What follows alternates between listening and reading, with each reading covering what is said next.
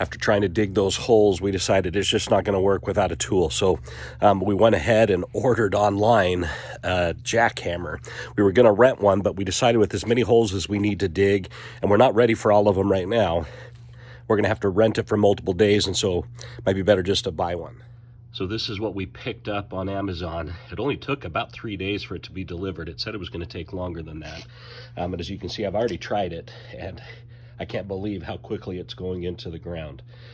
So it cost us, well, we bought the shovel with it. I think it was about $175 without all the extra tools with it. With that extra shovel, it was about just over $200, about $220, I think.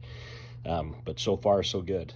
I don't know how long this hole took us to dig by hand compared to this one. And you can kind of see where we stopped shoveling. The rest of that probably took 5 minutes with that jackhammer to get out. We still need to go down a little further, but unbelievably quick.